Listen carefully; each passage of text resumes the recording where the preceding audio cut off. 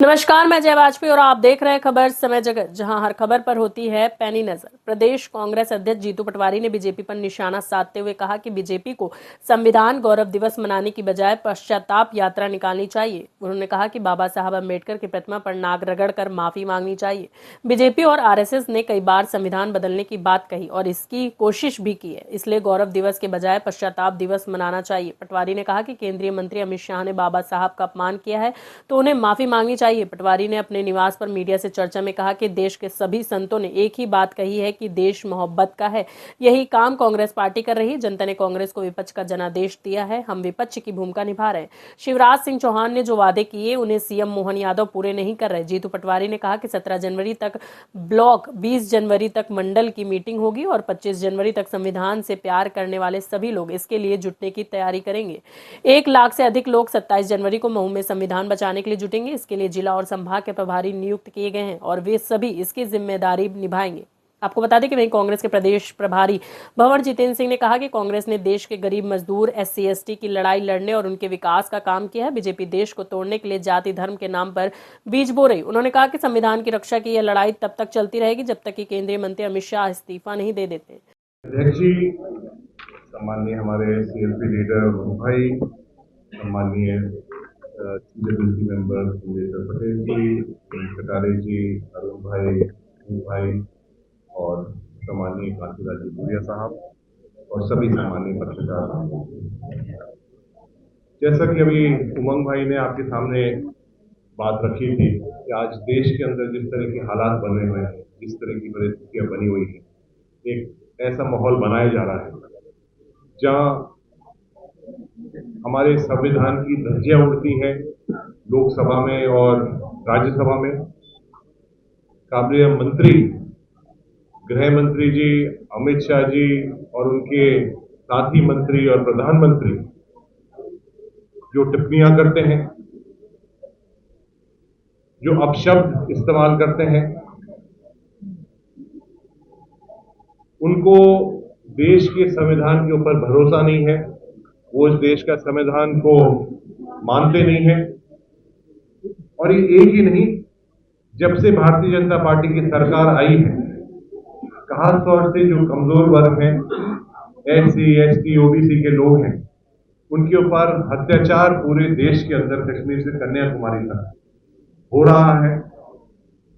और भारतीय जनता पार्टी के नेता जो अपशब्द इस्तेमाल कर रहे हैं लोकसभा के अंदर, राज्यसभा के अंदर, विधानसभाओं के अंदर, ये दर्शाता है कि हिटलर शाही डरा के, धमका के अपना खुद का भारतीय जनता पार्टी का संविधान और इनका खुद का राज चलाना चाहता है। अखिल भारतीय कांग्रेस कमेटी ने ये तय किया है कि 27 तारीख से मऊ से ये अभी एक अभियान की शुरुआत होगी और जय बापू, जय भीम, जय संविधान का जो अभियान है वो पूरे देश के अंदर चलेगा। और एक ही ऐतिहासिक कार्यक्रम 27 तारीख को होगा जिसमें माननीय मल्लिकार्जुन खड़गे साहब जो हमारे राष्ट्रीय अध्यक्ष हैं, सम्माननीय राहुल गांधी जी, प्रियंका गांधी जी, KC वेणुगोपाल साहब, अन्य मुख्यमंत्री जो हमारे देश में जो मुख्यमंत्री हैं, सारे CWC मेंबर, सीनियर लीडर पूरे देश भर से मऊ पधारेंगे। और ये पवित्र स्थान से इस देश के अंदर एक अभियान चलेगा, जनता सामने आएगी कि जो ये भारतीय जनता पार्टी इस संविधान को खत्म करने का कार्य कर रही है, उसके लिए देश के हर नागरिक उसके लिए लड़ाई लड़ेंगे, खून बहाएंगे। और ये अभियान हमारा चलता रहेगा जब तक गृह मंत्री जी इस्तीफा नहीं देते हैं, माफी नहीं मांगते हैं इस देश से। ये हमारा अभियान चलता रहेगा। कि पूरे देश में जब लोकसभा के चुनाव हुए तो भारतीय जनता पार्टी नरेंद्र मोदी जी ने नेगेटिव सेट किया कि अब की बार 405।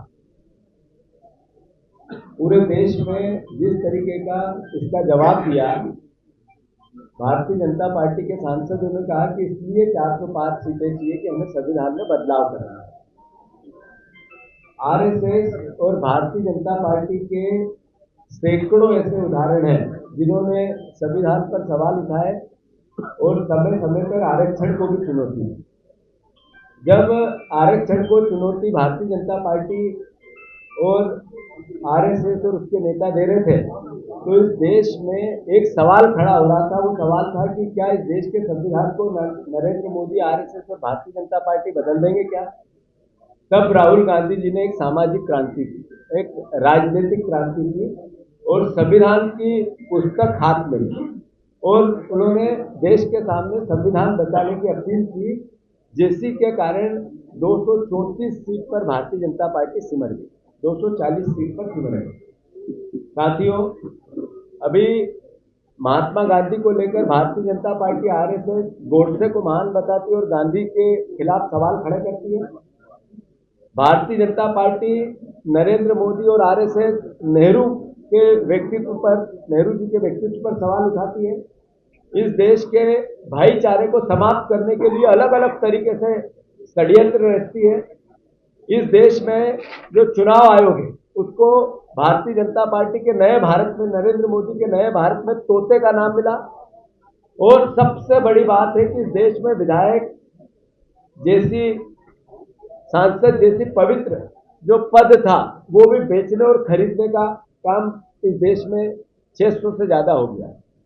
ये सब बातें घोतक है इस बात की कि संविधान खतरे में है और संविधान को चुनौती दी जा रही है, संविधान को धत्ता बताया जा रहा है।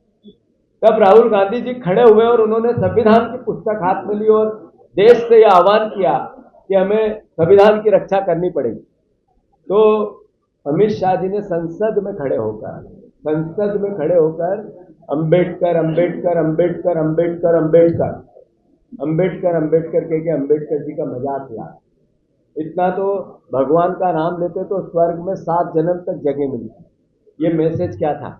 ये जैसे गांधी जी के खिलाफ षड्यंत्र रचा गया, जैसे नेहरू जी के खिलाफ षड्यंत्र रचा गया, ये अपने आप वक्तव्य नहीं निकला था। ये सोची समझी साजिश के तहत अमित शाह जी ने प्रहार किया अंबेडकर जी को। कांग्रेस पार्टी ने, देश की कांग्रेस पार्टी ने इसको गंभीरता से लिया। चूंकि हमने शहादत दी देश की आज़ादी में, हमने शहादत दी देश की उन्नति में, अब खून के आखिरी कतरे तक भी बहाना पड़ेगा तो कांग्रेस का एक एक कार्यकर्ता संविधान बचाने के लिए इस भावना का अपने देश के सामने व्यक्त करना चाहता है। तो ये थी भोपाल से आदित्य सराठे की रिपोर्ट। ऐसी और रोचक खबरों के लिए जुड़े रहिए स्वामी विवेकानंद के आदर्शों पर चलने वाले एकमात्र चैनल खबर समय जगत के साथ और चैनल को सब्सक्राइब करना बिल्कुल न भूलें।